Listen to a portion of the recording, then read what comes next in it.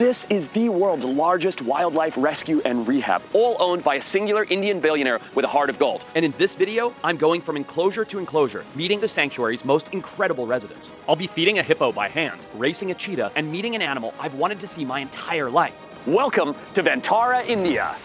But before we meet this mystery animal, let's go and check out a few facilities that show just how special Ventara is.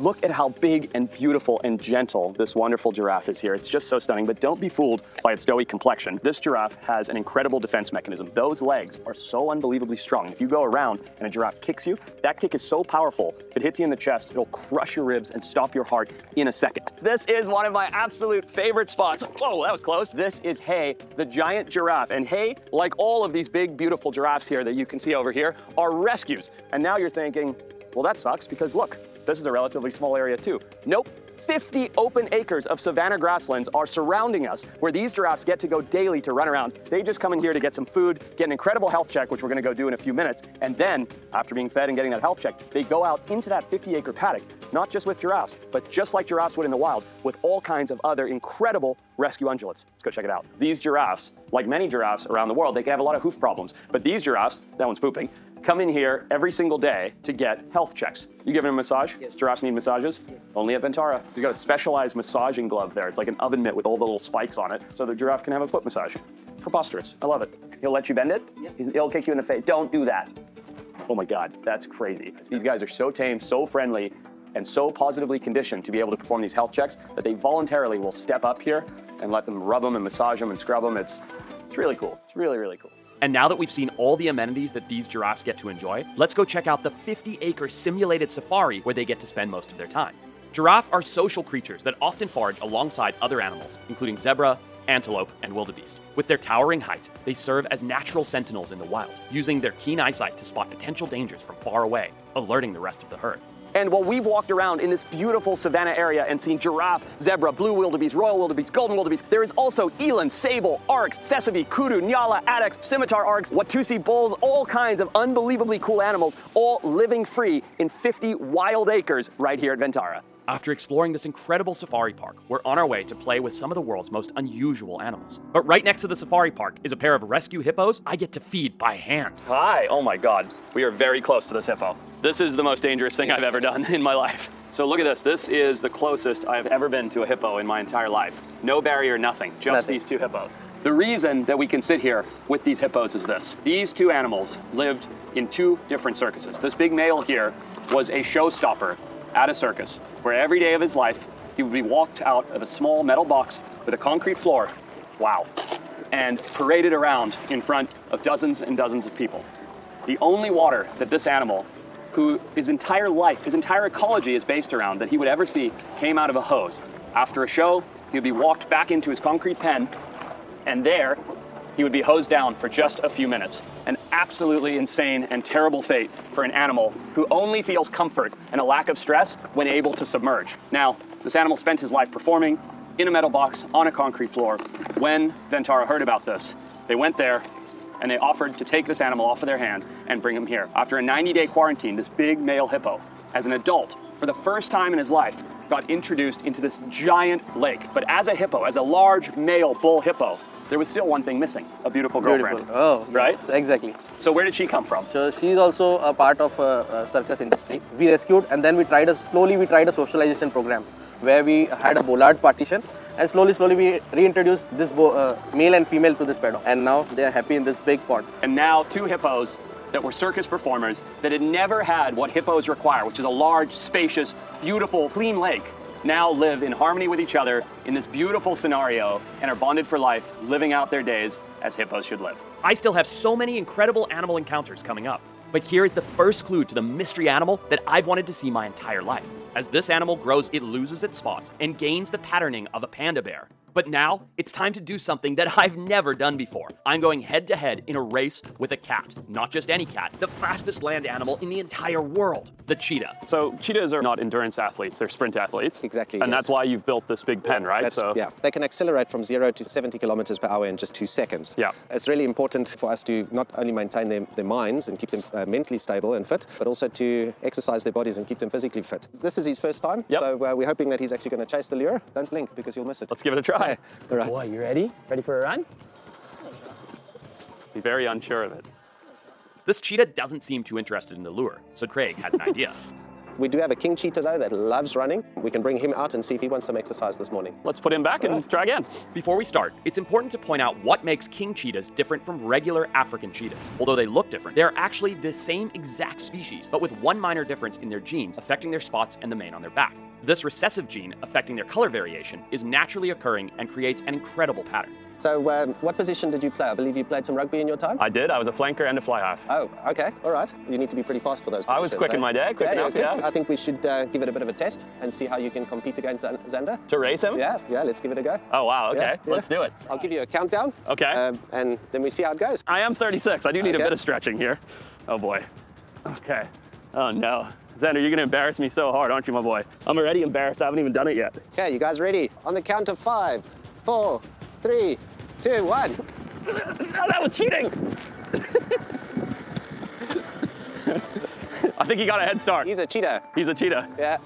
What can you say? After the race, it's time to slow down with some of my favorite cuddly animals. And there's one in specific that I've been dying to meet in person. Comment if you've guessed what it is, and I'll introduce you right after we meet a couple more animals. Check out this insane 3-acre facility that houses every known species of reptile from every corner of the globe. I'm talking about tens of thousands of lizards, monitors, geckos, frogs, chameleons, snakes, crocodiles, you name it, and they've got it. And right now, I'm headed to see some of the coolest, deadliest snakes on the planet. Let's go. So here is one of how many venomous reptile rooms? One of 10. 10 different venomous reptile rooms with dozens and dozens of amazing venomous snakes that were primarily surplus from other zoos. Correct. Now, Vishal, you said something that I am so excited about, which is that I get to see a snake that has been on my bucket list for my entire life, a spider-tailed viper. This is an Iranian species that will evolve this caudal lure that looks remarkably like a spider, but they only develop that as adults, right? As adults, yeah. So what do we have to do with the babies today? So these are pretty difficult species to keep in captivity. We need to get them to feed by helping them with techniques called the assist feeding or force feeding.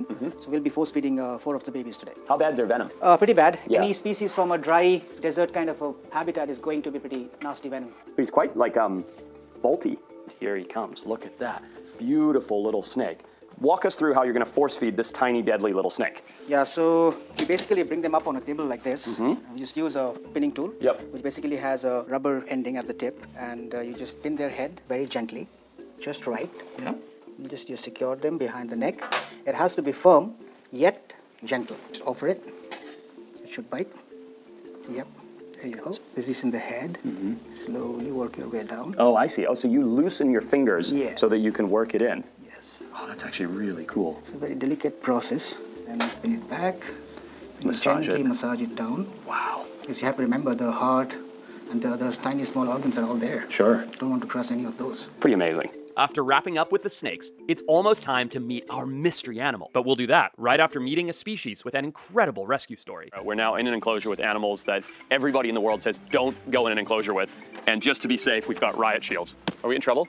No. Okay, we're gonna see how this goes. We have the safeties. We have riot shields. We always work with the safety. I'm not gonna lie, I'm always very, very comfortable with animals and wildlife. I've never done this. I've never had a riot shield to fend off an aggressive mustelid before. I'm actually scared. They're coming now. Uh-oh. The babies want to explore, what is the new thing in their paddock. Yep. Who comes into their territory. Yep. In their previous home before Ventara, these otters were actually being targeted for food, with people sneaking into the zoo at night. So Ventara stepped in and evacuated all of these otters to live out their lives here. Hi, babies. Look at these beautiful creatures. These are giant South American river otters, and they're very, very happy because they've got some fish. Oh, here comes the mama. Go on. Giant river otters are one of the most aggressive creatures in the world. They will actually keep a jaguar away from their babies. So there's a reason we're sitting here with riot shields, but it's totally worth it to have such an intimate interaction with such incredibly cool creatures like we're having. So Mavesh, tell me, since these otters came from Venezuela to here at Ventara, Yes. how is their life? What are you doing to enrich it, and what's going on with them? When they came here, they don't know how to, go into the pool. Because they were kept in very small area, which we understood from the behavior. And now you can see the way how they are enjoying the pool, and they have never seen the live fish. Never? Never. Initially, when we were giving the catfish, they were playing, and just like an nourishment, and they were not eating. Initially, the catfish were not eaten by them. We don't know what they were fed in the previous zoo or whatever. So now, But they wouldn't even take live fish. No. So they had no hunting instinct whatsoever. Nothing. And while they did come from that horrific background, look at them now. Yes. They love life. Things are amazing. Bhavesh, this is the closest I have ever been to giant river otters. And if you ask me, the story of otters that grew up in captivity in a zoo, that were then being poached out of the zoo for food in Venezuela and South America, that ended up in a paradise in India, is an unbelievable story. So Bhavesh, thank you for taking care of these beautiful creatures. Yes. Bye, you little squeakers. All right, we're gonna leave you. Bye, guys. This is your last chance to comment what this episode's mystery animal is. Do you know what it could be from the silhouette? This is a creature, it's like a mythological animal to me. If you gave a kid some crayons and said, draw an animal, this is something that would come out of their imagination. So I cannot wait to see who steps through this door. Oh my God, hi, you beautiful. Look at your nose. This is a Malayan tapir, and you can tell it's a Malayan and not a South American one because it has the coloration of a panda bear. And I think this is just one of the coolest, most incredible creatures on the entire planet. Like, give me some nose. Look at that thing. Prehensile nose, and then the black and white, and oh, the little tufts on the ears. Come over here. I have treats for you, and I brought you some balls all the way from America to play with. Look at this, look at this, look at this. Go on, look at the gentle nature. The belly rub, look at that. Are you kidding me? I mean, that's the most adorable thing I've ever seen in my life. Look, this one's literally closing its eyes with love. Meanwhile, this one's asking for more apple. Come here, come. Kyle, why don't you grab those balls over there? Bring them over here. Hey, I brought presents for you guys. I wanted to see if you guys wanted to play with these. Does that look like fun? Why are you chasing him? I don't even think they're gonna wanna go play with the balls. I think they just want love. Look, I got you a basketball. All right, I'm gonna throw this in the water for you, okay? Water, come. They're not going for the balls, but these are very aquatic mammals. So I'm gonna see if I can convince them to come into the water with me. Come play. Now these guys love to poop in the water. So the brown that you're seeing, I'm basically in a poop soup, but it's so worth it to be playing with tapirs. No, you guys leave my shoes alone. You're so silly. It's not for eating. No, these are my shoes. At first, the tapirs were a bit scared of their new toys. But after some time, they decided to give them a try. Hey bud, how fun is that? Look what I have here for you. Look at that. Whoa, what's that? Oh, scary? Those are toys. These guys are super aquatic mammals because they come from the deep rainforest, and you can see why. They have that sort of snorkel-like nose that they use. It's very prehensile, both for gathering food, but also as like a snorkel. And I'm hoping that they'll use that snorkel nose to play with their toys. There you go. Look, a toy. Look at that, that's so cool. It's working, they're playing with their balls, something for them to do in the water like they would do in the wild. I'm stoked they love it, I love it. Oh, this has been so cool. If you think this is crazy, just wait until you see what we have coming up next. Now it's time to check out some of the cutest wild cats on the entire planet. Look at these guys, are these sand cats? Yeah. I didn't know that you could get sand cats to be so friendly. Yes, this is all positive reinforcement conditioning. You saw that? See how fast that is? It's very fast. That's amazing. So sand cats are one of the most, they're not endangered, they're actually least concern, I believe, but they're very cryptic cats in the wild. Right. And one of the reasons is that amazing camouflage color. Exactly. Right? Look at how cute it is. Oh my God, look, it's like a kitten. Oh, look at that face though. You guys get a shot of this. These cats are so cool. So cool, so agile. They look cute. Yeah. But yeah, they're the most fearful cat in the deserts. Yeah, because they're fantastic predators. Fantastic predators. Right, birds, lizards, small mammals, anything you give them and they'll survive it. Look at how cute their face is though. Like, I would rather have that than any domestic cat at my house. You know what? In observations, we've found that these cats actually grab their moisture, their water requirements from their prey only. They can survive without water for days. Well, you'll never see them drinking water at all? Yes, yeah. So you don't, even if you put a bowl of water, they won't touch it? If the water is available, they'll definitely. Oh. But if the condition go harsh, they can survive on this moisture itself. They can literally pull enough moisture out of that to survive. Exactly. Look at how cool he is. Come on, come get it. Oh my God, he's so cute. So how quick that is? It's tough for just. Oh, that could have hurt. So the last time I was here, I drove right down this alley, and right next to these sand cats, I know that there's a cat native to where I'm from, the black-footed cat, and I brought a special treat that I want to try and show you something that you've probably never seen. Yeah? I also want to see it. Want to go do some enrichment? Perfect. Let's go give it a try. Come. So as I was telling Naman, I brought with me a fun little idea for behavioral enrichment for the black-footed cats. So this is a hunting decoy from the US, but these kind of things are not available in India. So I brought this with me, and instead of using it to hunt things, I'm gonna use it to make their lives more fun. So in here are a couple black-footed cats, a beautiful African cat species that are notoriously bullish. And I reckon that by setting this up, having this little feathery thing spin around like an injured bird, they're gonna come take a look at it. So let me back out a little bit. Here he comes, look, here he comes, look. Get it, buddy. Get it, how cute is that little guy? Look at him, he's like, is this food? Hi. He just realized I'm here. And he's got his buddies coming to check it out too. Hi, buddy. Hi. Oh, look. How cute is that? This tiny little cat looking at this thing going, what in the heck is this? Oh, he got it. Cute as that. Look at him trying to eat it. That's so much fun. Look at that one right there. Look at him crouched down like a tiny little panther. It's really cute. That's the dominant. He made the kill. He gets to play with it, and the submissive is sitting here going, all right, well, I'm waiting my turn. I want to get a nibble in too. Boy, they're cool though. Don't be fooled though. They are brilliant predators and would make an absolutely terrible pet, but they sure are cute. Hope you guys liked the video. Subscribe.